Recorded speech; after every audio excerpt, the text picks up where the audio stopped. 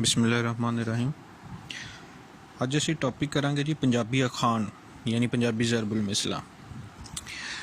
Basically 10 number ਦਾ ਸਵਾਲ ਹੁੰਦਾ ਹੈ ਔਰ ਉਹਦੇ 'ਚ ਆਪਸ਼ਨ ਹੈ 3 ਟੌਪਿਕਸ ਤੇ। ਇੱਕ ਪੰਜਾਬੀ ਅਖਾਣ ਹੈ, ਇੱਕ ਪੰਜਾਬੀ ਕਹਾਣੀ ਹੈ ਤੇ ਤੀਸਰਾ ਲੋਕ ਗੀਤ ਨੇ। ਪੰਜਾਬੀ ਅਖਾਣ ਦੇ ਬਾਰੇ 'ਚ 2-3 ਦਫਾ ਸਵਾਲ ਹੋ ਚੁੱਕਿਆ ਕਿ ਪੰਜਾਬੀ ਅਖਾਣ ਜਿਹੜੇ ਆ ਦਾਨਿਸ਼ਦਾਨ ਮੁੱਲਾ ਖਜ਼ਾਨਾ ਨੇ ਬਿਆਨ ਕਰੋ।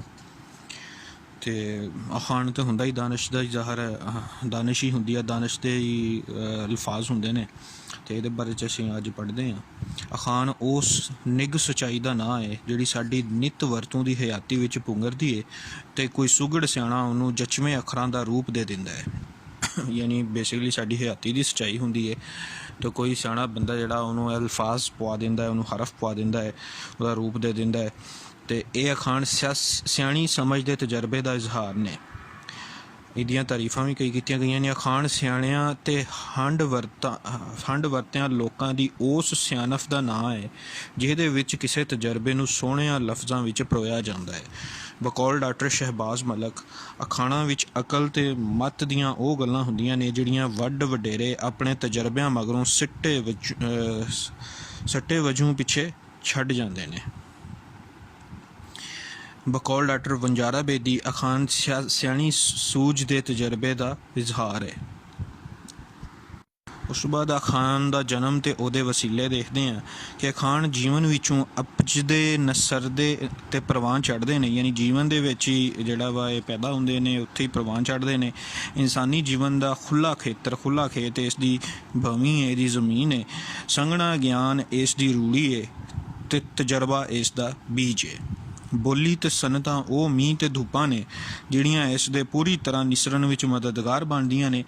ਪਰ ਜਿਵੇਂ ਕੋਈ ਫਲ ਕਿਸੇ ਬਗੀਚੀ ਪੱਟ ਕੇ ਹੀ ਆਪਣੀ ਭਵੀ ਉੱਤੇ ਲਗਾ ਲਿਆ ਜਾਂਦਾ ਹੈ, ਤਿਵੇਂ ਅਖਾਣ ਦਾ ਜਨਮ ਵੀ ਕਈ ਵਸੀਲਿਆਂ ਨਾਲ ਹੁੰਦਾ ਹੈ। ਯਾਨੀ ਇਹਦੇ ਜਨਮ ਦੇ ਕਈ ਵਸੀਲੇ ਨੇ। ਯਾਨੀ 3 ਬੁਨਿਆਦੀ ਚੀਜ਼ਾਂ ਨੇ। ਇੱਕ ਇਨਸਾਨੀ ਜੀਵਨ ਯਾਨੀ ਇਨਸਾਨ ਦੀ ਹੱਡ ਬੀਤੀ ਦਾ ਨਿਚੋੜ ਹੁੰਦੇ ਨੇ। ਸੰਘਣਾ ਗਿਆਨ ਯਾਨੀ ਅਕਲ, ਦਾਨਿਸ਼ਮੰਦੀ, ਠੀਕ ਹੈ। ਅਤੇ ਬੋਲੀ ਅਤੇ ਸਨਅਤਾਂ ਯਾਨੀ ਲੋਕ ਅਦਬ ਜਿਹੜਾ ਵਾ ਜਾਂ ਲੋਕ ਗੀਤ ਜਿਹੜੇ ਨੇ ਉਹ ਵੀ ਇਹਦੇ ਵਿੱਚ ਆਪਣਾ ਹਿੱਸਾ ਪਾਉਂਦੇ ਨੇ। ਅੱਛਾ, ਇਹਦੀ ਸਭ ਤੋਂ ਪਹਿਲੀ ਕਿਸਮ ਆ ਜਾਂਦੀ ਹੈ ਜੀ ਸਹਿਜ ਸੁਭਾਅ ਜਨਮ ਜਾਂ ਆਪ ਮੁਹਾਰਾ ਜਨਮ। ਆਪ ਮੁਹਾਰਾ ਜਨਮ ਜਾਂ ਸਹਿਜ ਸੁਭਾਅ ਜਨਮ ਬੇਸਿਕਲੀ ਉਹ ਇਸ ਕਿਸਮ ਦੇ ਅਖਾਣ ਨੇ ਕਿ ਜਦੋਂ ਕਿਸੇ ਸਿਆਣੇ ਮੂੰਹ ਵਿੱਚੋਂ ਉਹਦੀ ਤਜਰਬੇ ਦੀ ਰੋਸ਼ਨੀ ਦੇ ਵਿੱਚ ਕੋਈ ਕਿਸੇ ਖਾਸ ਮੌਕੇ 'ਤੇ ਬੇਖਿਆਲੀ ਦੇ ਵਿੱਚ ਕੋਈ ਇਹੋ ਜਿਹੀ ਗੱਲ ਨਿਕਲ ਜਾਂਦੀ ਹੈ ਕਿ ਜਿਹਨੂੰ ਉਹ ਲਫ਼ਜ਼ਾਂ ਦਾ ਇੱਕ ਚੋਲਾ ਪਵਾ ਦਿੰਦਾ ਹੈ, ਆਪਣੇ ਤਜਰਬੇ ਨੂੰ ਜਿਹਦੇ ਵਿੱਚ ਲਫ਼ਜ਼ਾਂ ਦਾ ਮੁਖਤਸਰਨ ਚੋਲਾ ਪਵਾ ਦਿੰਦਾ ਹੈ ਅਤੇ ਆਪਣੇ ਸੰਘਣੇ ਤਜਰਬੇ ਦੀ ਰੜਕਣ ਅੱਖਾਂ ਰੂਪੀ ਮੱਖਣ ਦੀ ਇੰਝ ਕੱਢਦਾ ਹੈ, ਮੱਖਣ ਦੀ ਪਿੰਨੀ ਇੰਝ ਕੱਢਦਾ ਹੈ ਕਿ ਜਿਵੇਂ ਸਾਗਰ ਦੀਆਂ ਛੱਲਾਂ, ਅਤੇ ਆਪ ਮੁਹਾਰੇ ਕੋਈ ਬੁਲਬੁਲਾ ਫੁੱਟ ਪੈਂਦਾ ਹੈ। ਯਾਨੀ ਕੋਈ ਸਿਆਣਾ ਬੰਦਾ ਆਪਣੇ ਜੀਵਨ ਬੀਤੀ ਨੂੰ ਮੁਖਤਸਰਨ ਉਹਦਾ ਨਿਚੋੜ ਜਿਹੜਾ ਵਾ ਉਹ ਹਰਫਾਂ ਦੇ ਵਿੱਚ ਕਿਸੇ ਖਾਸ ਮੌਕੇ 'ਤੇ ਬੇਖਿਆਲੀ ਦੇ ਵਿੱਚ ਇੱਦਾਂ ਕਰ ਦੇਵੇ ਕਿ ਉਹ ਇੱਕ ਸਿਆਣੀ ਸਮਝੀ ਗੱਲ ਬਣ ਜਾਵੇ ਅਤੇ ਉਹੀ ਗੱਲ ਜਿਹੜੀ ਆ ਮੁੜ ਕੇ ਉਹ ਬਾਰ ਹੋਰ ਮੌਕਿਆਂ 'ਤੇ ਵੀ ਵਰਤੀ ਜਾਣ ਲੱਗ ਜਾਵੇ, ਲੋਕ ਉਹਨੂੰ ਅਪਣਾ ਲੈਣ। ਠੀਕ ਹੈ, ਇਸ ਸਿਆਣੀ ਸਮਝ ਦੇ ਤਜਰਬੇ ਨੂੰ ਦਿਲ ਵਿੱਚ ਸੰਭਾਲ ਕੇ ਜੇ ਹੋਰ ਮੌਕੇ 'ਤੇ ਵਰਤਿਆ ਜਾਵੇ ਅਤੇ ਇਹ ਗੱਲ ਇਹਨਾਂ ਮੌਕਿਆਂ ਉੱਤੇ ਠੀਕ ਅਤੇ ਦਸਤੂਰ ਮੁਤਾਬਕ ਢਕ ਜਾਵੇ ਤਾਂ ਇਹ ਅਖਾਣ ਬਣਦਾ ਯੋਗ ਹੁੰਦਾ ਹੈ। ਅਤੇ ਇਸ ਤਰ੍ਹਾਂ ਅਗਰ ਉਹ ਮੌਕੇ ਮਾਹੌਲ 'ਤੇ ਪੂਰੀ ਉਤਰਦੀ ਹੋਵੇ ਗੱਲ ਅਤੇ ਉਹ ਇੱਕ ਜਿਹੜਾ ਵਾ ਇੱਕ ਅਖਾਣ ਬਣ ਜਾਂਦਾ ਹੈ। ਇਹ ਅਖਾਣ ਦਾ ਸਹਿਜ ਸੁਭਾਅ ਹੋਇਆ ਜਨਮ ਹੈ। ਇਹਨੂੰ ਅਚਾਨਕ ਜਾਂ ਮੁਹਾਰਾ ਜਨਮ ਵੀ ਕਿਹਾ ਜਾਂਦਾ ਹੈ। ਦੂਸਰੀ ਕਿਸਮ ਹੈ ਜੀ ਸੱਚਾਈ ਦੀ ਢੁਕਵੇਂ ਲਫ਼ਜ਼ਾਂ ਵਿੱਚ ਬਾਰ ਵਰਤੋਂ। ਢੁਕਵੇਂ ਲਫ਼ਜ਼ਾਂ ਵਿੱਚ ਕਈ ਵਾਰੀ ਕਿਸੇ ਅਖਾਣ ਦੀ ਉਸਾਰੀ ਚੇਤੇ ਵਿੱਚ ਰਹਿੰਦੀ ਹੈ। ਯਾਨੀ ਕੋਈ ਐਸਾ ਅਖਾਣ ਜਿਹੜਾ ਵਾ ਕੋਈ ਜ਼ਰਬਲ ਮਿਸਲ ਜਿਹੜੀ ਆ ਉਹ ਜ਼ਿਹਨ ਦੇ ਵਿੱਚ ਹੁੰਦੀ ਹੈ ਅਤੇ ਕੋਈ ਸਿਆਣਾ ਜਾਂ ਤਜਰਬਾਕਾਰ ਬੰਦਾ ਜੀਵਨ ਦੇ ਕਈ ਵਰ੍ਹਿਆਂ ਮਗਰੋਂ ਲੱਭੀ ਸੱਚਾਈ ਨੂੰ ਢੁਕਵੇਂ ਲਫ਼ਜ਼ਾਂ ਵਿੱਚ ਬਿਆਨ ਕਰਦਾ ਹੈ, ਛੁਪਾ ਕੇ ਮਖਸੂਸ ਲਫ਼ਜ਼ਾਂ ਦੇ ਵਿੱਚ ਬਿਆਨ ਕਰਦਾ ਹੈ। ਅਤੇ ਇਹ ਗੱਲ ਜਿਹੜੀ ਆ ਅੰਦਰਲੇ ਗੁਣਾਂ ਕਾਰਨ ਲੋਕਾਂ ਵਿੱਚ ਬੋਲ ਚਾਲ ਵੇਲੇ ਬਾਰ ਵਰਤਣ ਨਾਲ ਅਖਾਣ ਬਣ ਜਾਂਦੀ ਹੈ। ਯਾਨੀ ਇਹਦੇ 'ਚ ਆਪ ਮੁਹਾਰੇ ਜਨਮ ਦੇ ਵਿੱਚ ਫ਼ਰਕ ਇਹ ਹੈ ਕਿ ਉਹਦੇ 'ਤੇ ਬਗੈਰ ਸੋਚੇ ਸਮਝੇ ਕਿਸੇ ਸਿਆਣੇ ਦੇ ਮੂੰਹੋਂ ਇਹੋ ਜਿਹੀ ਗੱਲ ਨਿਕਲ ਜਾਂਦੀ ਹੈ ਕਿ ਜਿਹੜੀ ਅਖਾਣ ਬਣ ਜਾਂਦੀ ਹੈ। ਅਤੇ ਇਹਦੇ ਵਿੱਚ ਇੱਕ ਜਿਹੜਾ ਵਾ ਉਹ ਸੋਚੀ ਸਮਝੀ ਉਹ ਸਾਰੇ ਚੇਤੀ ਹੁੰਦੀ ਗੱਲ ਹੈ। ਅਤੇ ਕੋਈ ਤਜਰਬਾਕਾਰ ਬੰਦਾ ਜਿਹੜਾ ਵਾ ਉਸ ਸੱਚਾਈ ਨੂੰ ਢੱਕਵੇਂ ਲਫ਼ਜ਼ਾਂ ਵਿੱਚ ਬਿਆਨ ਕਰਦਾ ਹੈ, ਜਾਣ ਬੁੱਝ ਕੇ ਕਰਦਾ ਹੈ, ਅਤੇ ਉਹ ਗੱਲ ਜਿਹੜੀ ਆ ਉਹ ਆਹਿਸਤਾ ਆਹਿਸਤਾ ਲੋਕਾਂ ਦੇ ਵਿੱਚ ਪ੍ਰਚਲਿਤ ਹੋ ਜਾਂਦੀ ਹੈ, ਯਾਨੀ ਉਹ ਲੋਕਾਂ 'ਚ ਕਬੂਲੇ ਆਮ ਹੋ ਜਾਂਦੀ ਹੈ, ਅਤੇ ਇਸ ਤਰ੍ਹਾਂ ਜਿਹੜੀ ਅਖਾਣ ਬਣ ਜਾਂਦੀ ਹੈ। ਉਸ ਤੋਂ ਬਾਅਦ ਆ ਜਾਂਦਾ ਅਖਾਣ ਦੀ ਤਖਲੀਕ ਅਤੇ ਸਿਆਣਪੋ ਯਾਨੀ ਸਿਆਣਾਪਨ। ਇੱਕ ਗੱਲ ਯਾਦ ਰੱਖਣੀ ਚਾਹੀਦੀ ਹੈ ਕਿ ਕੋਈ ਬੇਗੁਣਾ ਅਤੇ ਬੇਸਮਝ ਆਦਮੀ ਕਿਸੇ ਅਖਾਣ ਦੀ ਪੈਦਾਇਸ਼ ਦਾ ਮੂਲ ਸੁਰਮਾ ਨਹੀਂ ਬਣ ਸਕਦਾ, ਯਾਨੀ ਪੈਦਾਇਸ਼ ਨਹੀਂ ਕਰ ਸਕਦਾ, ਕਿਉਂ ਜੇ ਅਖਾਣ ਦੀ ਤਖਲੀਕ ਲਈ ਡੂੰਘੇ ਜੀਵਨ ਤਜਰਬੇ ਅਤੇ ਸੱਚੇ ਮਤਲਬ ਦੀ ਲੋੜ ਹੁੰਦੀ ਹੈ। ਕੋਈ ਤਜਰਬਾਕਾਰ ਆਦਮੀ ਭਾਵੇਂ ਉਹ ਮਜ਼ਦੂਰ ਹੋਵੇ ਭਾਵੇਂ ਦੌਲਤਮੰਦ, ਅੱਲੜ ਜਾਂ ਸਿਆਣਾ ਅਖਾਣਾਂ ਦਾ ਜਨਮ ਦਾਤਾ ਹੋ ਸਕਦਾ ਹੈ। ਸਭ ਤੋਂ ਚੰਗੇ ਅਖਾਣ ਬਹੁਤੇ ਉਹਨਾਂ ਲੋਕਾਂ ਦੀ ਤਖਲੀਕ ਜਾਪਦੇ ਨੇ ਜਿਨ੍ਹਾਂ ਦਾ ਤਜਰਬਾ ਕੰਮ ਵਿੱਚ ਪਏ ਹੋਣ ਕਰਕੇ ਵੱਧਰਾ ਅਤੇ ਡੂੰਘਾ ਹੁੰਦਾ, ਯਾਨੀ ਜ਼ਿਆਦਾ ਤਜਰਬੇ ਵਾਲੇ ਜਿਹੜੇ ਲੋਕ ਹੁੰਦੇ ਨੇ ਉਹਨਾਂ ਦਾ ਤਜਰਬਾ ਕੰਮ ਆ ਕੇ ਅਖਾਣ ਦੀ ਬਣਤਰ ਦੇ ਵਿੱਚ ਇੱਕ ਇਜ਼ਾਫਾ ਕਰਦਾ ਹੈ। ਉਸ ਤੋਂ ਬਾਅਦ ਚੌਥੀ ਕਿਸਮ ਆ ਜਾਂਦੀ ਹੈ ਲੋਕ ਗੀਤ ਦੀ ਸਤਰ। ਕਈ ਵਾਰੀ ਕਿਸੇ ਲੋਕ ਗੀਤ ਦੀ ਕੋਈ ਇੱਕ ਸਤਰ, ਕੋਈ ਇੱਕ ਫਿਕਰਾ ਜਿਹੜਾ ਵਾ ਆਪਣੇ ਵਿਚਲੇ ਨਰੋਏ ਅਤੇ ਭਰਪੂਰ ਗੁਣ ਦੇ ਸਦਕੇ ਗੀਤਾਂ ਨੂੰ ਵੱਖਰੀ ਬਣਾ ਕੇ ਅਖਾਣ ਵਾਂਗ ਮਕਬੂਲ ਹੋ ਜਾਂਦੀ ਹੈ। ਜਿਵੇਂ ਦਿਲਾਂ ਦਾ ਮਹਿਰਮ ਕੋਈ ਨਾ ਮਿਲਿਆ ਜੋ ਮਿਲਿਆ ਸੋ ਗਰਜ਼ੀ। ਅਸਲੋਂ ਇਹ ਇੱਕ ਲੋਕ ਗੀਤ ਹਰੀਏ ਨੀ ਭਰੀਏ ਸਬਜ਼ ਖਜੂਰੇ ਦੀ ਇੱਕ ਸਤਰ ਹੈ, ਯਾਨੀ ਇਹ ਬੇਸਿਕਲੀ ਇੱਕ ਲੋਕ ਗੀਤ ਦੀ ਇੱਕ ਸਤਰ ਹੈ, ਇੱਕ ਫਿਕਰਾ ਹੈ, ਲੇਕਿਨ ਇਹ ਮਸ਼ਹੂਰ ਇੰਨਾ ਹੋ ਗਿਆ ਕਿ ਇੱਕ ਅਖਾਣ ਹੀ ਬਣ ਗਿਆ, ਅਖਾਣ ਵਾਂਗਰ ਮਕਬੂਲ ਹੋ ਗਿਆ। ਉਸ ਤੋਂ ਬਾਅਦ ਪੰਜਵੀਂ ਕਿਸਮ ਆ ਜਾਂਦੀ ਹੈ ਬੁਝਾਰਤ ਦਾ ਹਿੱਸਾ, ਪਹੇਲੀਆਂ ਦਾ ਹਿੱਸਾ। ਕਈ ਵਾਰੀ ਕੋਈ ਬੁਝਾਰਤ ਆਪਣੇ ਵਿਚਲੇ ਰੂਪ ਪਾਰੂ ਜੀਵਨ ਦੇ ਕਿਸੇ ਮੌਕੇ ਉੱਤੇ ਢੱਕ ਜਾਣ ਪਾਰੂ ਅਖਾਣ ਵਾਂਗੂ ਮਕਬੂਲ ਹੋ ਜਾਂਦੀ ਹੈ, ਜਿਵੇਂ ਮਾਂ ਜੰਮੇ ਜਾਂ ਨਾ ਜੰਮੇ ਪੁੱਤਰ ਛੱਤੇ ਨਾਲ ਪਲਮੇ। ਅਸਲੋਂ ਇਹ ਇੱਕ ਬੁਝਾਰਤ ਤੇ ਇਸ ਦੇ ਮਾਨੀ ਧੂਏ ਵੱਲ ਇਸ਼ਾਰਾ ਕਰਦੇ ਨੇ, ਪਰ ਇਹ ਬੁਝਾਰਤ ਆਪਣੇ ਅਸਰ ਪਾਰੂ ਜੀਵਨ ਦੇ ਕਈ ਮੌਕਿਆਂ 'ਤੇ ਢੱਕ ਜਾਂਦੀ ਹੈ ਅਤੇ ਅਖਾਣ ਵਾਂਗੂ ਮਕਬੂਲ ਹੋ ਗਈ ਹੈ। ਕਹਾਣੀ ਦੀ ਕਹਾਵਤ ਰੂਪ ਵਿੱਚ ਮਸ਼ਹੂਰੀ ਛੇਵੀਂ ਕਿਸਮ ਹੈ। ਇਹ ਛੇਵੀਂ ਕਿਸਮ ਜਿਹੜੀ ਕਹਾਣੀ ਦੀ ਕਹਾਵਤ ਰੂਪ ਵਿੱਚ ਮਸ਼ਹੂਰੀ ਹੈ, ਇਹਦੇ ਬਾਰੇ 'ਚ ਜੇ ਪੜ੍ਹਿਆ ਜਾਏ ਤਾਂ ਕਈ ਵਾਰੀ ਕਿਸੇ ਕਹਾਣੀ ਦੀ ਅੰਤਲੀ ਮੱਤ ਯਾਨੀ ਅਖੀਰਲੀ ਮੱਤ ਸਿੱਟਾ ਉਹਦਾ ਹਾਸਲ ਜਿਹੜਾ ਵਾ ਜਾਂ ਮਰਕਜ਼ੀ ਖਿਆਲ ਭਰਪੂਰ ਗੁਣ ਅਤੇ ਢੱਕਵੇਂ ਸਲੂਬ ਦੇ ਸਦਕੇ ਕਹਾਵਤ ਦੇ ਰੂਪ ਵਿੱਚ ਮਸ਼ਹੂਰ ਹੋ ਜਾਂਦੀ ਹੈ। ਪੰਜ ਤੰਤਰ ਅਤੇ ਹਸਤ ਉਪਦੇਸ਼ ਦੀਆਂ ਲੋਕ ਕਹਾਣੀਆਂ ਵਿੱਚ ਦਿੱਤੀਆਂ ਕਈ ਮੱਤਾਂ ਅਖਾਣਾਂ ਵਾਂਗ ਮਕਬੂਲ ਹੋ ਗਈਆਂ ਨੇ। ਇਸਪ ਦੀਆਂ ਨੀਤੀ ਕਹਾਣੀਆਂ ਨੇ ਵੀ ਕਈ ਅਖਾਣਾਂ ਨੂੰ ਜਨਮ ਦਿੱਤਾ ਹੈ, ਜਿਵੇਂ ਅੰਗੂਰ ਖੱਟੇ ਨੇ। ਬਹੁਤ ਵਾਰ ਅਸਲ ਕਹਾਣੀ ਜਿਹੜੀ ਅਖਾਣ ਦੀ ਜਨਮ ਦਾਤਾ ਹੁੰਦੀ ਹੈ ਭੁਲਾ ਦਿੱਤੀ ਜਾਂਦੀ ਹੈ ਅਤੇ ਅਖਾਣ ਆਪਣੇ ਵੱਖਰੇ ਰੂਪ ਵਿੱਚ ਮਸ਼ਹੂਰ ਹੋ ਜਾਂਦਾ, ਯਾਨੀ ਕਿਸੇ ਕਹਾਣੀ ਦਾ ਮਰਕਜ਼ੀ ਖਿਆਲ ਉਹਦੀ ਅੰਤਲੀ ਮੱਤ ਜਾਂ ਸਿੱਟਾ ਜਿਹੜਾ ਉਹ ਇੰਨਾ ਮਸ਼ਹੂਰ ਹੋ ਜਾਂਦਾ ਕਿ ਕਹਾਣੀ ਭੁੱਲ ਜਾਂਦੀ ਹੈ ਅਤੇ ਉਹ ਇੱਕ ਅਖਾਣ ਦੀ ਸੂਰਤ ਬਣ ਜਾਂਦਾ ਹੈ। ਉਸ ਤੋਂ ਬਾਅਦ ਰਾਇਜ ਵੰਗੀ ਦੇ ਬਣਤਰ ਅਤੇ ਅਖਾਣ ਦੀ ਹੋਂਦ। ਕਈ ਵਾਰੀ ਕਿਸੇ ਵੀ ਰਾਇਜ ਵੰਗੀ ਦੀ ਬੁਨਿਆਦ ਉੱਤੇ ਉਸੇ ਤਰ੍ਹਾਂ ਦੀ ਬਣਤਰ ਦੇ ਹੋਰ ਅਖਾਣ ਘੜ ਲਏ ਜਾਂਦੇ ਨੇ। ਇਹਨਾਂ ਅਖਾਣਾਂ ਵਿੱਚ ਮੁਮਾਸਲਤ ਹੁੰਦਿਆਂ ਹੋਇਆਂ ਵੀ ਇਹਨਾਂ ਦਾ ਨਵੇਕਲਾ ਅਤੇ ਨਰੋਇਆ ਰੰਗ ਰਹਿੰਦਾ ਹੈ। ਜਿਵੇਂ ਹੇਠ ਦਿੱਤੇ ਕੁਝ ਅਖਾਣ ਦੀ ਇੱਕੋ ਵੰਗੀ ਦੇ ਨੇ ਅਤੇ ਇਸ ਤਰ੍ਹਾਂ ਹੋਰ ਵੀ ਅਖਾਣ ਘੜੇ ਜਾ ਸਕਦੇ ਨੇ। ਮਸਲਨ ਅੱਖਰ ਇੱਕ ਨਾ ਜਾਣਦੀ ਨਾ ਵਿਦਿਆਨਤੀ, ਅੱਖਾਂ ਨਾਲ ਕਦੇ ਫਲ ਨਾ ਡਿੱਠਾ ਅਤੇ ਨਾਲ ਫਲਾਂ ਰਾਣੀ, ਅਨਪੜ੍ਹ ਤੇ ਨਾ ਆਲਮ ਫਾਜ਼ਲ। ਯਾਨੀ ਕੋਈ ਇੱਕ ਖਾਸ ਬਣਤਰ ਦੇ ਨਾਲ ਬਣਿਆ ਹੋਇਆ ਕੋਈ ਵੰਗੀ ਹੁੰਦੀ ਹੈ, ਕੋਈ ਇੱਕ ਮਿਸਾਲ ਹੁੰਦੀ ਹੈ, ਕੋਈ ਅਖਾਣ ਹੁੰਦਾ ਹੈ, ਅਤੇ ਉਹਦੇ ਤੋਂ ਰਲਦੀਆਂ ਮਿਲਦੀਆਂ ਗੱਲਾਂ ਬਣਾ ਲਈਆਂ ਜਾਂਦੀਆਂ ਨੇ। ਉਸੇ ਬਣਤਰ ਨੂੰ ਸਾਹਮਣੇ ਰੱਖਦਿਆਂ ਹੋਇਆਂ, ਉਸੇ ਬਣਾਵਟ ਨੂੰ ਰੱਖਦਿਆਂ ਹੋਇਆਂ ਕੋਈ ਅਖਾਣ ਬਣਾ ਲਿਆ ਜਾਂਦਾ ਹੈ। ਇੱਕ ਇਹ ਜਿਹੜਾ ਵਾ ਇਸ ਤਰ੍ਹਾਂ ਵੀ ਅਖਾਣ ਵਜੂਦ ਵਿੱਚ ਲਿਆਏ ਜਾਂਦੇ ਨੇ। ਉਸ ਤੋਂ ਬਾਅਦ ਲੋਕ ਅਦਬ ਦਾ ਹਿੱਸਾ ਆ ਜਾਂਦਾ ਹੈ। ਕਈ ਵਾਰੀ ਲੋਕਾਂ ਵਿੱਚ ਮਕਬੂਲ ਕਿਸੇ ਵਿਚਾਰ ਦੀ ਕਿਸੇ ਆਮ ਜਿਹੀ ਸ਼ਕਲ ਨੂੰ ਸ਼ਾਇਰ ਲੋਕ ਸ਼ੇਰੀ ਰੂਪ ਵਿੱਚ ਢਾਲ ਕੇ ਨਵੀਂ ਸ਼ਕਲ ਦੇ ਦਿੰਦੇ ਨੇ। ਉਹ ਆਪਣੀ ਇਨਫਰਾਦੀਅਤ ਦਾ ਰੰਗ ਅਜਿਹਾ ਚੜ੍ਹਾਉਂਦੇ ਨੇ ਵੀ ਉਹ ਕਿਸੇ ਟਕਸਾਲ ਵਿੱਚੋਂ ਨਿਕਲੇ ਕਿਸੇ ਨਵੇਂ ਸਿੱਕੇ ਵਾਂਗ ਵਧੇਰਾ ਚਮਕਦਾਰ ਹੋ ਜਾਂਦਾ ਹੈ ਅਤੇ ਲੋਕਾਂ ਦੀਆਂ ਜ਼ੁਬਾਨਾਂ ਉੱਤੇ ਝੱਟ ਚੜ੍ਹ ਜਾਂਦਾ ਹੈ। ਜਿਵੇਂ ਹੇਠਲੇ ਦੋ ਅਖਾਣ ਭਾਈ ਗੁਰਦਾਸ ਦੀ ਤਖਲੀਕ ਨੇ, ਪਰ ਇਹ ਸਿਆਣਪ ਲੋਕ ਅਦਬ ਵਿੱਚੋਂ ਹੀ ਲਈ ਗਈ ਹੈ। ਮਸਲਨ ਨੱਚ ਨਾ ਜਾਣਦੀ ਆਖੇ ਭਵੀਂ ਸੋੜੀ, ਔਰ ਜਿਹੜਾ ਉਰਦੂ 'ਚ ਅਸੀਂ ਪੜ੍ਹਦੇ ਨਾਚ ਨਾ ਜਾਣੇ ਆਂਗਨ ਟੇੜਾ। ਇਸੇ ਤਰ੍ਹਾਂ ਗਦੜੀ ਦਾਖ ਨਾ ਪੜੇ ਆਖੇ ਥੂ ਕੋੜੀ, ਹੱਥ ਪਹੁੰਚੇ ਨਾ ਦਕੇ ਥੂ ਕੋੜੀ। ਸ਼ਾਇਰ ਦੇ ਤਜਰਬੇ ਦਾ ਸਿੱਟਾ। ਕਈ ਵਾਰੀ ਕੋਈ ਸ਼ਾਇਰ ਇੱਕ ਜਾਂ ਦੋ ਸਤਰਾਂ ਵਿੱਚ ਆਪਣੇ ਕਿਸੇ ਤਜਰਬੇ ਦੇ ਨਿਚੋੜ ਨੂੰ ਸੰਜਰ ਕੇ ਰੱਖ ਦਿੰਦਾ ਹੈ ਵੀ ਉਹ ਸਤਰਾਂ ਅਖਾਣਾਂ ਜਿੰਨੀ ਵਡਿਆਈ ਦੀਆਂ ਮਾਲਕ ਹੋ ਜਾਂਦੀਆਂ ਨੇ, ਤੇ ਵੇਲਾ ਪਾ ਕੇ ਅਖਾਣ ਵਾਂਗ ਹੀ ਮਕਬੂਲ ਹੋ ਜਾਂਦੀਆਂ ਨੇ। ਜਿਵੇਂ ਗੱਲਾਂ ਕਰਨ ਸਿਖਾਲੀਆਂ ਔਖੇ ਪਾਲਣ ਬੋਲ, ਲਿਖੀਆਂ ਡਾਢੇ ਦੀਆਂ ਮਟਾਵਣ ਵਾਲਾ ਕੌਣ, ਇਸ਼ਕ ਲਤਾੜੇ ਆਦਮੀ ਬਰਫ਼ ਲਤਾੜੇ ਰੱਖ ਯਾਨੀ ਦਰਖਤ, ਰੁੱਖ, ਬਰਫ਼ ਲਤਾੜੇ ਰੁੱਖ ਯਾਨੀ ਦਰਖਤ। ਇਹ ਤੇ ਇਹਦੀਆਂ ਕਿਸਮਾਂ ਸਨ। ਹੁਣ ਅਸੀਂ ਦੇਖਦੇ ਹਾਂ ਕਿ ਅਖਾਣਾਂ ਦੀ ਅਦਬੀ ਹੈਸੀਅਤ ਕੀ ਹੈ, ਕਿ ਅਖਾਣਾਂ ਦੀ ਅਦਬੀ ਹੈਸੀਅਤ ਤੇ ਅਖਾਣਾਂ ਦੇ ਸ਼ਾਇਰਾਂ ਦੇ ਨਾਂ ਥੋ ਦਾ ਪਤਾ ਇਲਮ ਵਿੱਚ ਵਾਧੇ ਦਾ ਸਬਬ ਬਣਦਾ ਹੈ। ਜਿਵੇਂ ਜਿਵੇਂ ਇਲਮ ਲੋਕਾਂ ਵਿੱਚ ਵੱਧਦਾ ਜਾਂਦਾ ਹੈ ਤੇ ਲੋਕੀ ਕਿਤਾਬਾਂ ਵਿੱਚੋਂ ਸਿਆਣਿਆਂ ਦੀਆਂ ਗੱਲਾਂ ਨੂੰ ਪੜ੍ਹਦੇ ਨੇ ਤੇ ਹੌਲੀ ਹੌਲੀ ਉਹਨਾਂ ਨੂੰ ਨਿੱਤ ਦੇ ਜੀਵਨ ਵਿੱਚ ਮੌਕਾ ਮਾਹੌਲ ਦੇ ਮੁਤਾਬਕ ਵਰਤਣਾ ਸ਼ੁਰੂ ਕਰ ਦਿੰਦੇ ਨੇ, ਤਿਵੇਂ ਤਿਵੇਂ ਅਦਬੀ ਬੋਲ ਵੀ ਅਖਾਣ ਬਣ ਕੇ ਵਡਿਆਈ ਪਾਉਣ ਲੱਗ ਪੈਂਦੇ ਨੇ। ਸੋ ਅਦਬ ਦੀ ਝੀਲ ਵਿੱਚੋਂ ਅਖਾਣਾਂ ਦੀਆਂ ਛੱਲਾਂ ਉੱਠਦੀਆਂ ਰਹਿੰਦੀਆਂ ਨੇ, ਜਿਹੜੀਆਂ ਕਈ ਵਾਰੀ ਕੰਢਿਓਂ ਪਾਰ ਹੋ ਕੇ ਦੂਰ ਦਰਾੜੇ ਵੀ ਨਿਕਲ ਜਾਂਦੀਆਂ ਨੇ। ਇੰਜ ਅਖਾਣ ਲੋਕਾਂ ਵਿੱਚੋਂ ਅਦਬ ਵਿੱਚ ਤੇ ਅਦਬ ਵਿੱਚੋਂ ਲੋਕਾਂ ਵੱਲ ਸਫ਼ਰ ਕਰਦੇ ਰਹਿੰਦੇ ਨੇ।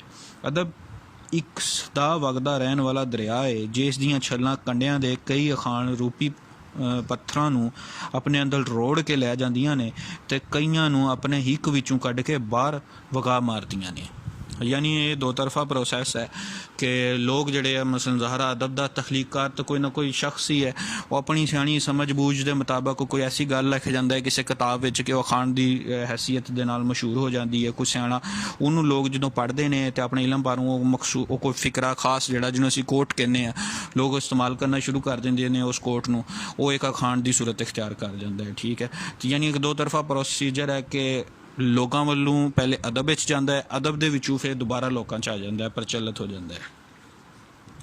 ਉਸ ਤੋਂ ਬਾਅਦ ਲੋਕਾਈ ਬੋਲਚਾਲ ਦਾ ਜ਼ਰੂਰੀ ਅੰਗ ਕਿ ਅਖਾਣਾਂ ਦਾ ਜਨਮ ਭਾਵੇਂ ਕਿਸੇ ਵੀ ਵਸੀਲੇ ਤੋਂ ਹੁੰਦਾ ਹੋਵੇ, ਸਮਾਂ ਪਾ ਕੇ ਇਹ ਸਾਰੀ ਲੋਕਾਈ ਦੀ ਬੋਲਚਾਲ ਦਾ ਜ਼ਰੂਰੀ ਅੰਗ ਬਣ ਜਾਂਦੇ ਨੇ। ਪਰ ਕੋਈ ਵੀ ਕਹੀ ਹੋਈ ਗੱਲ ਇੰਨੀ ਦੇਰ ਤੱਕ ਅਖਾਣ ਨਹੀਂ ਬਣ ਸਕਦੀ ਜਿੰਨੀ ਦੇਰ ਤੱਕ ਉਹ ਲੋਕਾਂ ਵਿੱਚ ਪ੍ਰਵਾਨ ਹੋ ਕੇ ਨਿੱਤ ਦੀ ਬੋਲਚਾਲ ਵਿੱਚ ਪ੍ਰਚਲਿਤ ਨਾ ਹੋ ਜਾਵੇ। ਯਾਨੀ ਇਹਦੇ ਲਾਜ਼ਮੀ ਹੈ, ਇਹਦੇ ਜਿਹੜਾ ਵਾ ਜਨਮ ਦੇ ਵਸੀਲੇ ਤੇ ਕਈ ਹੋ ਸਕਦੇ ਨੇ, ਲੇਕਿਨ ਇਹ ਅਖਾਣ ਉਸੇ ਨੂੰ ਕਿਹਾ ਜਾਏਗਾ ਜਿਹੜੀ ਕੋਈ ਗੱਲਬਾਤ ਜਿਹੜੀ ਲੋਕਾਂ ਦੇ ਵਿੱਚ ਪ੍ਰਚਲਿਤ ਹੋਵੇ, ਲੋਕਾਂ ਦੇ ਵਿੱਚ ਆਮ ਬੋਲੀ ਜਾਂਦੀ ਹੋਵੇ। ਗੱਲ ਤੋਂ ਅਖਾਣ ਬਣਾਉਣ ਦਾ ਅਮਲ ਜਿਹੜਾ ਹੁੰਦਾ ਹੈ, ਇਹ ਸਾਡੀ ਅਗਲੀ ਹੈਡਿੰਗ ਹੈ ਕਿ ਕਿਸੇ ਵੀ ਗੱਲ ਨੂੰ ਅਖਾਣ ਬਣਾਉਣ ਲਈ 3 ਮਰਹਲਿਆਂ ਵਿੱਚੋਂ ਲੰਘਣਾ ਪੈਂਦਾ ਹੈ, ਜਿਹੜੇ ਕਿ ਇਹ ਨੇ। ਸਭ ਤੋਂ ਪਹਿਲਾਂ ਕਿਸੇ ਸਿਆਣੇ ਮੂੰਹੋਂ ਕਿਸੇ ਬੋਲ ਜਾਂ ਫਿਕਰੇ ਦੀ ਵਰਤੋਂ ਇੱਕ ਖਾਸ ਮੌਕੇ 'ਤੇ ਸਹਿਜ ਸੁਭਾਅ ਹੀ ਪਹਿਲੀ ਵਾਰ ਕਰਦਾ ਹੈ, ਉਦੋਂ ਕਿਸੇ ਅਖਾਣ ਦਾ ਜਨਮ ਬੀਜ ਦੇ ਰੂਪ ਵਿੱਚ ਹੁੰਦਾ ਹੈ। ਜਦੋਂ ਕੋਈ ਸਿਆਣਾ ਬੰਦਾ ਜਿਹੜਾ ਕਿਸੇ ਖਾਸ ਮੌਕੇ 'ਤੇ ਕੋਈ ਸਹਿਜ ਸੁਭਾਅ 'ਤੇ ਅਚਾਨਕ ਕੋਈ ਸਿਆਣੀ ਗੱਲ ਕਰ ਦਿੰਦਾ ਹੈ, ਕੋਈ ਬੋਲ ਜਾਂ ਕੋਈ ਫਿਕਰਾ ਮੂੰਹ 'ਚੋਂ ਕੱਢਦਾ ਹੈ, ਅਤੇ ਉਹ ਉਹਦਾ ਜਿਹੜਾ ਵਾ ਅਖਾਣ ਦਾ ਜਨਮ ਬਤੌਰ ਬੀਜ ਦੇ ਤੌਰ 'ਤੇ ਹੁੰਦਾ ਹੈ। ਨੰਬਰ 2, ਇਹੋ ਗੱਲ ਜਦੋਂ ਉੱਥੇ ਸੁਣਨ ਵਾਲਿਆਂ ਵਿੱਚੋਂ ਕਈਆਂ ਲੋਕਾਂ ਨੂੰ ਜਿਹੜੀ ਉਹ ਜੱਚਦੀ ਹੈ ਅਤੇ ਉਹ ਉਸੇ ਤਰ੍ਹਾਂ ਦੇ ਹੋਰ ਮੌਕਿਆਂ 'ਤੇ ਬਰਮਹਿਲ ਵਰਤੀ ਜਾਣ ਲੱਗ ਪੈਂਦੀ ਹੈ। ਉਹ ਲੋਕ ਜਿਹੜੇ ਨੇ ਉਹ ਹੋਰ ਮੌਕਿਆਂ 'ਤੇ ਉਹੀ ਗੱਲ ਕਰਨ ਲੱਗ ਜਾਂਦੇ ਨੇ। ਇਹ ਗੱਲ ਸੁਣਨ ਵਾਲੇ ਫਿਰ ਉੱਥੇ ਜਿਹੜੇ ਸੁਣਨ ਵਾਲੇ ਹੁੰਦੇ ਨੇ ਉਹ ਕਿਸੇ ਹੋਰ ਦੇ ਮੂੰਹ 'ਤੇ ਵੀ ਚੜ੍ਹ ਜਾਂਦੀ, ਉਹਨਾਂ ਵਿੱਚੋਂ ਵੀ ਕਿਸੇ ਨੂੰ ਚੰਗੀ ਲੱਗਦੀ ਉਹਦੇ ਮੂੰਹ 'ਤੇ ਵੀ ਚੜ੍ਹ ਜਾਂਦੀ ਨੇ। ਤੀਜਾ ਅਮਲ ਕੀ ਆਉਂਦਾ ਹੈ ਕਿ ਜਦੋਂ ਕੋਈ ਗੱਲ ਲੋਕਾਂ ਵਿੱਚ ਪ੍ਰਵਾਨ ਚੜ੍ਹ ਕੇ ਅਖਾਣ ਵਾਂਗ ਪ੍ਰਚਲਿਤ ਹੋ ਜਾਂਦੀ ਹੈ, ਫਿਰ ਜਦੋਂ ਆਮ ਹੋ ਜਾਂਦੀ ਹੈ ਤਾਂ ਉਸ ਵਿੱਚ ਵਰਤੇ ਲਫ਼ਜ਼ ਇੱਕ ਸਿੱਕੇ ਬੰਦ ਠੱਕ ਵੱਜਣ ਤੋਂ ਪਹਿਲਾਂ ਕਈ ਵਾਰ ਮੰਜ ਜਾਂਦੇ ਨੇ। ਯਾਨੀ ਉਹਦੇ ਵਿੱਚ ਜਿਹੜੇ ਲਫ਼ਜ਼ ਵਰਤੇ ਜਾਂਦੇ ਨੇ ਉਹ ਇੱਕ ਸਿੱਕਾ ਬੰਦ ਅਖਾਣ ਘੁਮਾਉਣ ਤੋਂ ਪਹਿਲਾਂ ਕਈ ਵਾਰ ਮਾਂਜੇ ਜਾਂਦੇ ਨੇ। ਕਈ ਅਣਢਕਵਾਂ ਅਤੇ ਬੇਲੋੜਾ ਲਫ਼ਜ਼ ਕੱਢ ਕੇ ਉਸ ਦੀ ਥਾਂ 'ਤੇ ਜਚਵਾਂ ਅਤੇ ਵਧੇਰੇ ਅਸਰ ਵਾਲਾ ਲਫ਼ਜ਼ ਵਰਤ ਲਿਆ ਜਾਂਦਾ ਹੈ। ਕਈ ਵਾਰੀ ਕਿਸੇ ਗੱਲ ਦੀ ਬਹੁਤ ਸਾਰੀ ਪੁੰਨ ਛਾਣ ਵੀ ਕੀਤੀ ਜਾਂਦੀ ਹੈ ਅਤੇ ਉਸ ਦਾ ਵਿਚਲਾ ਖੋਟ ਕੱਢ ਕੇ ਵਾਧੂ ਚੀਜ਼ਾਂ ਤੋੜ ਬਣ ਕੇ ਸਹਿਜ ਭਰਿਆ ਰੂਪ ਦਿੱਤਾ ਜਾਂਦਾ ਹੈ। ਯਾਨੀ ਇੱਥੇ ਆ ਕੇ ਅਖਾਣ ਦਾ ਜਿਹੜਾ ਫਨੀ ਤੌਰ 'ਤੇ ਮੁਹਾਂਦਰਾ ਕੀਤਾ ਜਾਂਦਾ ਹੈ। ਇਹਨਾਂ 3 ਮਰਹਲਿਆਂ ਵਿੱਚੋਂ ਲੰਘਣ ਲਈ ਇੱਕ ਅਖਾਣ ਨੂੰ ਕੋਈ ਖਾਸ ਵੇਲਾ ਨਹੀਂ ਚਾਹੀਦਾ। ਕਈ ਵਾਰੀ ਇਹ ਸਮਾਂ ਬੜਾ ਥੋੜ੍ਹਾ ਜਿਹਾ ਵੀ ਹੋ ਸਕਦਾ ਹੈ ਅਤੇ ਕਈ ਵਾਰੀ ਲੰਮਾ ਵੀ। ਉਸ ਤੋਂ ਬਾਅਦ ਅਖਾਣਾਂ ਦੀ ਬੁਣਤਰ ਅਤੇ ਮੌਜ਼ੂ ਬਕੌਲ ਸ਼ਹਿਬਾਜ਼ ਮਲਕ ਦੇ ਅਖਾਣਾਂ ਬਾਰੇ ਇੱਕ ਗੱਲ ਚੇਤੇ ਰਹਿਣੀ ਚਾਹੀਦੀ ਹੈ ਕਿ ਅਖਾਣ ਭਾਵੇਂ ਕਿਸੇ ਵੀ ਮੌਜ਼ੂ ਮਜ਼ਮੂਨ 'ਤੇ ਹੋਵਣ, ਇਹਦੇ ਵਿੱਚ ਇੱਕ ਮੁੱਢਲੀ ਸ਼ੈ ਜਿਹੜੀ ਉਹ ਸਾਂਝੀ ਹੁੰਦੀ ਹੈ, ਮੱਤ ਜਾਂ ਤਾਲੀਮ ਹੈ। ਅਖਾਣ ਤਾਂ ਸਗੋਂ ਹੁੰਦਾ ਹੀ ਮੱਤ ਜਾਂ ਤਾਲੀਮ ਹੈ। ਇਹਨਾਂ ਦੀ ਬੁਣਤਰ ਵਿੱਚ ਨਿੱਘ ਸੱਚਾਈ ਬਿਆਨ ਹੁੰਦੀ ਹੈ।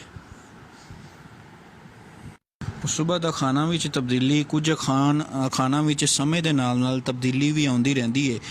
ਕਈ ਅਖਾਣਾਂ ਦੀ ਬੋਲੀ ਤੇ ਮਤਲਬ ਵਿੱਚ ਥੋੜ੍ਹਾ ਬਹੁਤਾ ਫਰਕ ਪੈਂਦਾ ਰਹਿੰਦਾ ਹੈ। ਇੱਕ ਅਖਾਣ ਦੂਜੇ ਇਲਾਕੇ ਵਿੱਚ ਜਾ ਕੇ ਹੋਰ ਰੂਪ ਵਟਾ ਲੈਂਦਾ ਹੈ। ਕਈ ਵਾਰੀ ਉਸ ਦਾ ਮਫਹੂਮ ਤੇ ਉਹੀ ਰਹਿੰਦਾ ਹੈ, ਪਰ ਬੋਲੀ ਦੀ ਨਵੀਂ ਪੋਸ਼ਾਕ ਉਸ ਦਾ ਮੁਹਾਂਦਰਾ ਬਦਲ ਦਿੰਦੀ ਹੈ। ਇੰਝ ਇੱਕ ਅਖਾਣ ਦੇ ਕਈ ਮਤਨ ਬਣ ਜਾਂਦੇ ਨੇ।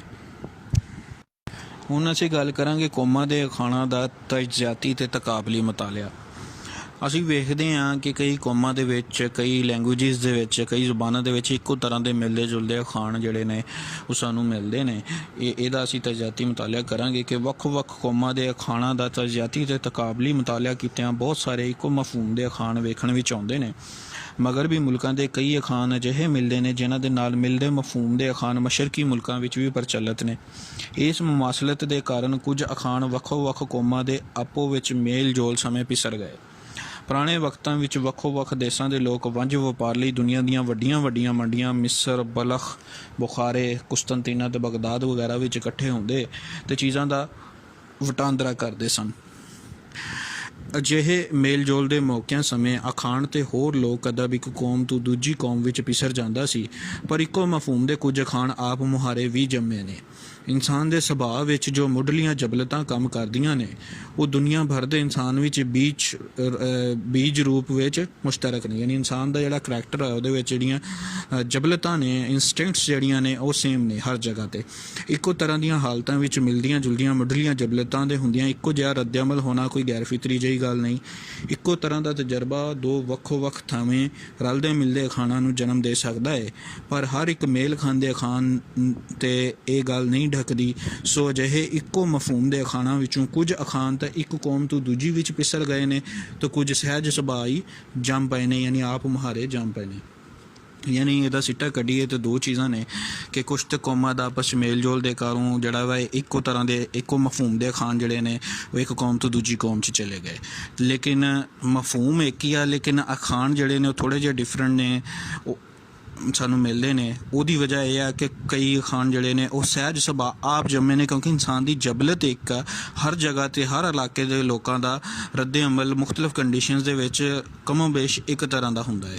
ਇਸ ਵਜ੍ਹਾ ਤੋਂ ਉਹ ਅਖਾਣ ਜਿਹੜੇ ਨੇ ਮੁਖਤਲਿਫ ਇਲਾਕਿਆਂ 'ਚ ਰਲਦੇ ਮਿਲਦੇ ਜੰਮ ਪਏ ਨੇ। ਹੁਣ ਅਸੀਂ ਕੁਝ ਅਹਿਮ ਪੰਜਾਬੀ ਅਖਾਣ ਬਾਰੇ ਗੱਲ ਕਰਾਂਗੇ ਕਿ ਪੰਜਾਬੀ ਅਖਾਣਾਂ ਬਾਰੇ ਅਦਬੀ ਕੰਮਕਾਜ ਦੀ ਜੇ ਗੱਲ ਕਰੀਏ ਤਾਂ ਇਸ ਲੋਕ ਵਿਰਸੇ ਨੂੰ ਮਹਿਫੂਜ਼ ਕਰਨ ਲਈ ਬਹੁਤ ਸਾਰੀਆਂ ਕਿਤਾਬਾਂ ਛਪੀਆਂ ਨੇ। ਜਿਵੇਂ ਸ਼ਹਬਾਜ਼ ਮਲਿਕ ਦੀਆਂ ਦੋ ਕਿਤਾਬਾਂ ਨੇ, ਸਾਡੇ ਅਖਾਣ ਤੇ 100 ਸਿਆਣੇ ਇੱਕੋ ਮੱਤ। ਸ਼ਹਬਾਜ਼ ਮਲਿਕ ਦੀ ਕਿਤਾਬ ਸਾਡੇ ਅਖਾਣ ਵਿੱਚ ਪੰਜਾਬੀ ਦੇ 1600 ਤੋਂ ਵੱਧ ਅਖਾਣ ਲੁਗਤ ਵਾਂਗਰ ਹਰੂਫੇ ਤਹਜੀ ਦੇ ਇਤਬਾਰ ਨਾਲ ਮੁਰਤਬ ਕੀਤੇ ਗਏ ਨੇ ਤੇ 100 ਸਿਆਣੇ ਇੱਕੋ ਮੱਤ ਵਿੱਚ 94 ਅਖਾਣ ਜਿਹੜੇ ਨੇ ਉਹ ਜਮ੍ਹਾਂ ਕੀਤੇ ਗਏ ਨੇ। ਉਸ ਤੋਂ ਬਾਅਦ ਪਾਕਿਸਤਾਨ ਬਣਨ ਮਗਰੋਂ ਸਭ ਤੋਂ ਪਹਿਲਾਂ ਮਿਰਜ਼ਾ ਸੁਲਤਾਨ ਬੇਗ ਨੇ ਪੰਜਾਬੀ ਅਖਾਣ ਦੇ ਨਾਂ ਨਾਲ ਕਿਤਾਬ ਲਿਖੀ। ਬਾਅਦ ਵਿੱਚ ਕਾਸਰ ਅੰਮ੍ਰਿਤਸਰੀ ਨੇ ਪੰਜਾਬੀ ਅਖਾਣ ਜਿਹੜੀ ਕਿ 1956 ਦੇ ਵਰੇ ਵਿੱਚ ਛਪੀ ਹੈ, ਉਹਦੇ ਵਿੱਚ ਅਲਫ ਤੋਂ ਲੈ ਕੇ ਯੇ ਤੀਕਰ ਹਰ ਹਰਫ ਨਾਲ ਸ਼ੁਰੂ ਹੋਣ ਵਾਲੇ 15-15, 20-20 ਅਖਾਣ ਜਮ੍ਹਾਂ ਕੀਤੇ।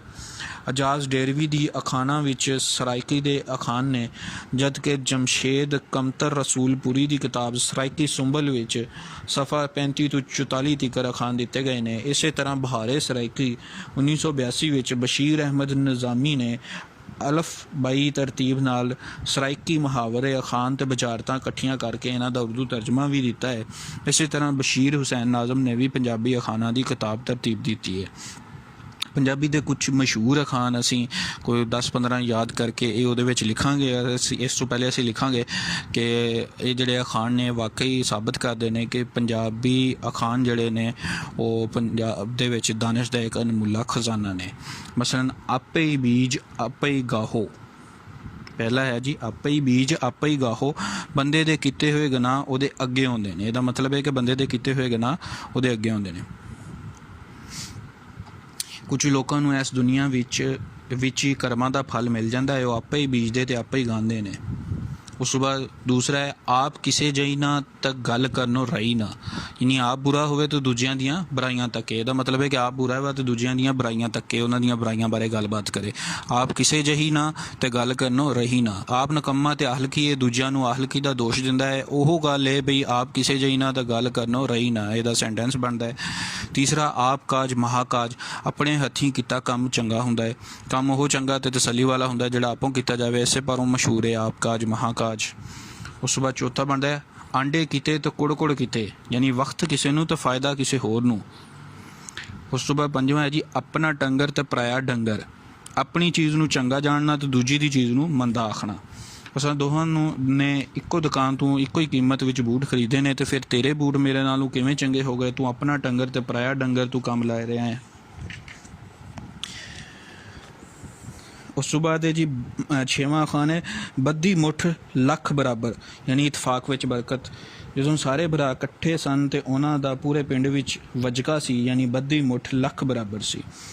ਉਸ ਤੋਂ ਬਾਅਦ ਬਲਦਾਂ ਬਾਜ ਖੂਹ ਨਹੀਂ ਗਿੜਦੇ, ਯਾਨੀ ਕੋਈ ਕੰਮ ਵਸੀਲੇ ਤੋਂ ਬਿਨਾਂ ਨਹੀਂ ਹੁੰਦਾ। ਜਿੱਦਾਂ ਬੋਲਦਾਂ ਤੋਂ ਬਗੈਰ ਖੂਹ ਨਹੀਂ ਚੱਲਦੇ, ਪਾਣੀ ਨਹੀਂ ਗਿੜਦਾ, ਉਸੇ ਤਰ੍ਹਾਂ ਕੋਈ ਕੰਮ ਵਸੀਲੇ ਤੋਂ ਬਿਨਾਂ ਨਹੀਂ ਹੁੰਦਾ। ਤੂੰ ਆਪਣੇ ਤਬਾਦਲੇ ਲਈ ਕੋਈ ਵੱਡੀ ਸਿਫਾਰਿਸ਼ ਲੱਭ, ਬਲਦਾਂ ਬਾਜ ਖੂਹ ਨਹੀਂ ਕੱਢਦੇ।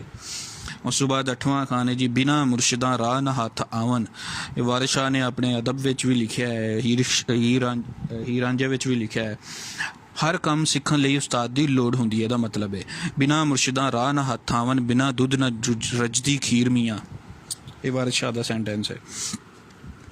ਨੌਵਾਂ ਖਾਨ ਹੈ ਜੀ ਭੁੱਕੇ ਦੀ ਧੀ ਰੱਜੀ ਤੇ ਖਹਿ ਅਡਾਵਣ ਲੱਗੀ, ਯਾਨੀ ਕਿਸੇ ਮਾੜੇ ਨੂੰ ਉਹਦੀ ਔਕਾਤ ਤੋਂ ਵੱਧ ਦੌਲਤ ਜਾਂ ਇਖਤਿਆਰ ਮਿਲ ਜਾਏ ਤਾਂ ਉਹ ਜ਼ਾਹਰ ਕਰਨੋਂ ਬਾਜ਼ ਨਹੀਂ ਰਹਿੰਦਾ। ਇਹਦਾ ਸੈਂਟੈਂਸ ਹੈ ਸ਼ਹੀਦੇ ਦਾ ਪੁੱਤ ਥਾਣੇਦਾਰ ਕੀ ਬਣਿਆ ਹੈ, ਸਾਡੇ ਪਿੰਡ ਨੂੰ ਵਕਤ ਪਾ ਦਿੱਤਾ ਹੈ। ਇਹਦੀ ਤੇ ਉਹ ਮਿਸਾਲ ਹੋਈ ਭੁੱਕੇ ਦੀ ਧੀ ਰੱਜੀ ਤੇ ਖਹਿ ਅਡਾਵਣ ਲੱਗੀ। ਉਸ ਤੋਂ ਬਾਅਦ 10ਵਾਂ ਖਾਨ ਹੈ ਜੀ ਤੇਲ ਹੱਟੀ ਦਾ ਤੇ ਘਿਓ ਜੱਟੀ ਦਾ, ਯਾਨੀ ਖਾਲਸ ਚੀਜ਼ ਵਾਸਤੇ ਬੋਲਿਆ ਜਾਂਦਾ ਹੈ। ਜੇ ਤੈਨੂੰ ਖਾਲਸ ਚੀਜ਼ਾਂ ਚਾਹੀਦੀਆਂ ਨੇ ਤਾਂ ਫਿਰ ਤੇਲ ਹੱਟੀ ਦਾ ਤੇ ਘਿਓ ਜੱਟੀ ਦਾ ਹਾਸਿਲ ਕਰ। ਉਸ ਤੋਂ ਬਾਅਦ 11ਵਾਂ ਖਾਨ ਹੈ ਟਿੱਡੀ ਸੂਈ ਟੋਕਾ ਜੰਮਿਆ, ਯਾਨੀ ਮਾਪਿਆਂ ਨਾਲੋਂ ਵੀ ਵੱਧ ਚਲਾਕ ਔਲਾਦ। ਖੈਰਾਂ ਦੀ ਧੀ ਖੈਰਾਂ ਨਾਲੋਂ ਵੀ 2 ਹੱਥ ਅੱਗੇ, ਇਹ ਤਾਂ ਟਿੱਡੀ ਸੂਈ ਟੋਕਾ ਜੰਮਿਆਂ ਵਾਲੀ ਗੱਲ ਹੈ। 12ਵਾਂ ਖਾਨ ਹੈ ਜੀ ਜਿੱਥੇ ਪਈ ਫੁੱਟ ਉੱਥੇ ਪਈ ਲੁੱਟ, ਯਾਨੀ ਬੇਇਤਫਾਕੀ ਵਿੱਚ ਸਭਨਾਂ ਦਾ ਨੁਕਸਾਨ ਹੁੰਦਾ ਹੈ। ਮਿਲ ਜੁਲ ਕੇ ਕਾਰੋਬਾਰ ਕਰੋ, ਨਹੀਂ ਤਾਂ ਜਿੱਥੇ ਪਈ ਫੁੱਟ ਉੱਥੇ ਪਈ ਲੁੱਟ ਵਾਲਾ ਮਾਮਲਾ ਨਾ ਹੋ ਜਾਏ। ਇਸੇ ਤਰ੍ਹਾਂ ਜਿੰਨੀ ਨਿੱਕੀ ਓਨੀ ਤਰੀਕੀ, ਯਾਨੀ ਚਲਾਕ ਬੱਚੇ ਨੂੰ ਆਖਿਆ ਜਾਂਦਾ ਹੈ। ਚੱਟ ਮੰਗਣੀ ਪੱਟ ਵਿਆਹ, ਕਾਹਲੀ ਨਾਲ ਕੰਮ ਕਰਨਾ। ਇੱਧਰ ਇਮਤਿਹਾਨ ਪਾਸ ਕੀਤਾ, ਉੱਧਰ ਨੌਕਰੀ ਮਿਲ ਗਈ ਹੈ, ਤੇ ਚੱਟ ਮੰਗਣੀ ਪੱਟ ਵਿਆਹ ਵਾਲੀ ਗੱਲ ਹੋਈ। ਸਾਡੀ ਬਿੱਲੀ ਸਾਨੂੰ ਹੀ ਮਿਆਉ, ਯਾਨੀ ਜਿਹਦਾ ਖਾਣਾ ਉਹਨੂੰ ਨੁਕਸਾਨ ਪੜਾਉਣਾ। ਨਜ਼ੀਰ ਨੇ ਉਸਤਾਦ ਤੋਂ ਮੋਟਰਾਂ ਦਾ ਕੰਮ ਸਿੱਖ ਕੇ ਉਸਤਾਦ ਦੇ ਸਾਹਮਣੇ ਹੱਟੀ ਪਾਈ, ਜਿਹਦੀ ਬਿੱਲੀ ਉਹਨੂੰ ਮਿਆਉ। ਸਾਹ ਦਾ ਕੋਈ ਵਸਾ ਨਹੀਂ, ਯਾਨੀ ਜ਼ਿੰਦਗੀ ਦਾ ਕੋਈ ਭਰੋਸਾ ਨਹੀਂ। ਸਾਹ ਦਾ ਕੋਈ ਵਸਾ ਨਹੀਂ, ਇਸ ਲਈ ਰੱਬ ਦੀ ਇਬਾਦਤ ਕਰਨੀ ਚਾਹੀਦੀ ਹੈ। ਉਸ ਤੋਂ ਬਾਅਦ ਹੈ ਜੀ ਸੋਕਨ ਮਿੱਟੀ ਦੀ ਨਹੀਂ ਮਾਨ, ਯਾਨੀ ਸੋਕਨ ਦਿਲ ਦਾ ਰੋਗ ਹੁੰਦੀ ਹੈ। ਸੋਕਨ ਭਾਵੇਂ ਮਿੱਟੀ ਦੀ ਹੋਵੇ ਉਹ ਵੀ ਮਾਨ ਨਹੀਂ ਹੁੰਦੀ, ਕਿਉਂ ਜੇ ਹਰ ਵੇਲੇ ਸੀਨੇ ਦਾ ਸਾੜ ਹੁੰਦੀ ਹੈ। ਉਸ ਤੋਂ ਬਾਅਦ ਸਾਡਾ ਆਖਰੀ ਖਾਨ ਹੈ ਜੀ ਕਿ ਮੱਝਾਂ ਦੀਆਂ ਭੈਣਾਂ ਹੁੰਦੀਆਂ ਨੇ। ਵੀ ਇੱਕ ਮਤਲਬ ਲਈ ਲੋਕ ਇੱਕੋ ਜਾਂਦੇ ਨੇ ਤੇ ਇੱਕੋ ਜਿਹੇ ਹੋ ਜਾਂਦੇ ਨੇ। ਕੋਈ ਖਾਸ ਮਤਲਬ ਵਾਸਤੇ ਇੱਕੋ ਜਿਹੇ ਲੋਕ ਜਿਹੜੇ ਨੇ ਲੋਕ ਇੱਕ ਤਰ੍ਹਾਂ ਦੀ ਨੇਚਰ ਅਪਣਾ ਲੈਂਦੇ ਨੇ। ਠੀਕ ਹੈ ਜਨਾਬ, ਅਸਲਾਮ ਵਾਲੇਕੁਮ।